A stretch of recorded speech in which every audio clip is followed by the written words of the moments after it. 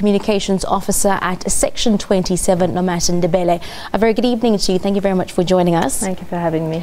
You know, how much has really changed? 2018, Afrikaans essentially, you know, across South Africa is still the second language that is taught in most schools. Yeah. I mean, you know, it is literally the legacy of apartheid. There's a lot of things that changed, but also there's a lot of things that didn't change that we expected them to. I think it's very problematic that in a country where we have 11 official languages, the school, it's just boiled down to 2, you know? People should, if we're talking about freedom and having the right to basic education, people should have the option to access education in their mother tongue. Mm-hmm. But then who does that lie with then? Does that lie with society for not pushing government and basic education sectors to want to be taught in their home languages, or then does that fall on government in not introducing those structures? The problem is that ordinary people don't understand how much power they have.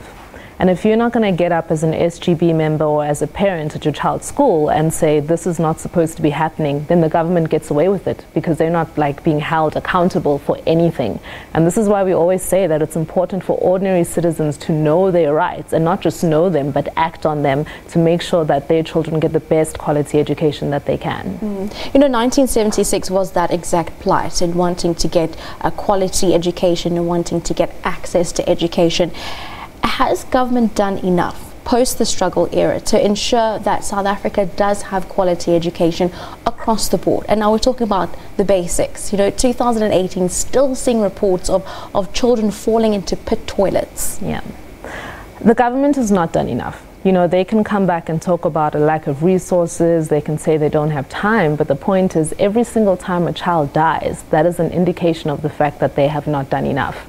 And I think even more so, it's very, you know, it's revealing in that in their own statistics, they don't even know how many pit toilets there are. They'll give you a document, and in the very same document, there could be 2 different numbers for the same thing. So basically, you're working with a government who does not know how many kids are still using pit toilets. And if you don't have that basic education, or rather that basic information, how do you expect to come up with implementation plans, and how are you going to make it better if you don't know what it is that you're working with? And you know, intentionally, in terms of being able to have access to education, let's talk about the quality of students and learners that are being produced. You know, in some schools you have the huge digital spaces where they're using laptops every day, they're using tablets.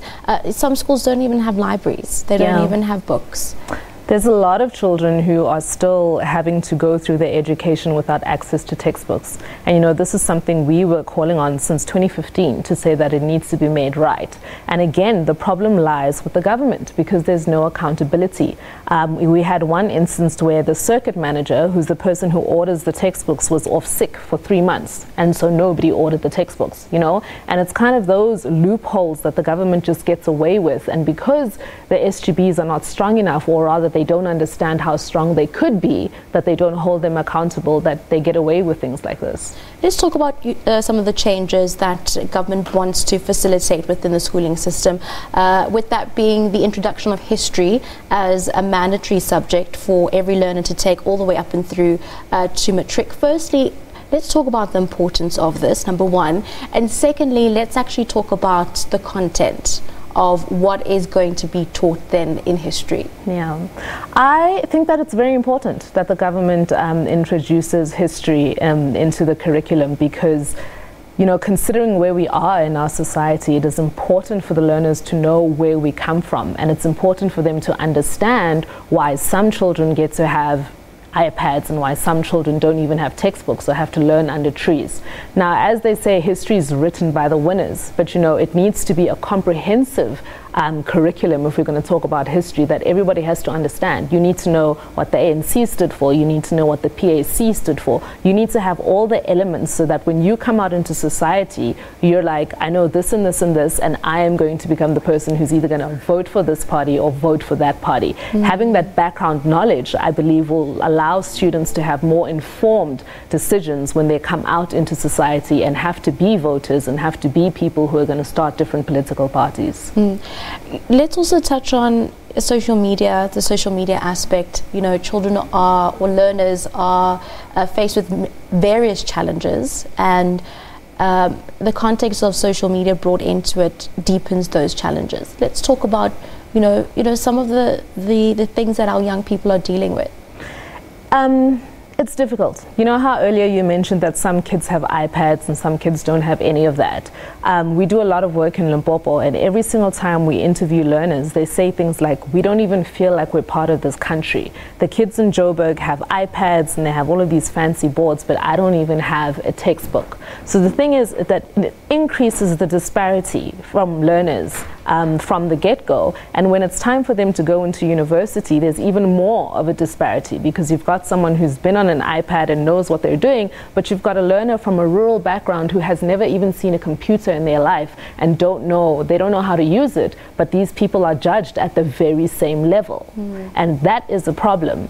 But I mean, I think that I understand, we do understand that the government is trying to move forward and introduce technology and make the education system better. But I think that they need to be cognizant of the fact that while they're moving forward, they're also creating an even larger gap between students in the country. And if we're going to talk about basic education, everybody needs to have the same resources to allow them to access that basic education. Let's have a look at the other side, the ill discipline that we're actually seeing currently with learners in schools, also been doing the rounds on social media. The abuse, I suppose, that's been taken part on both sides, from teachers to learners, as well as learners to teachers. I'm not sure if you saw that video that did the rounds with those two learners attacking the teacher allegedly because she had taken a cell phone away from her. Yeah, it's shocking. I think, I wouldn't even know how to explain it. We've heard a lot of people saying it's because they come from bad homes and their parents are not really helping them. And Seth Mazibuko is saying, actually it's because they have no leaders. There's no one that they can look up to and identify and be like, this person's actually a leader, and my role in this is to listen to them and to be guided by them. But it's increasing, so it is becoming a serious problem, and there's got to be a lot of political willpower. But also, the SGBs need to get involved, because in essence the SGB owns the school and they are the closest people who can make decisions to say these are the rules and we're not going to accept this kind of behavior.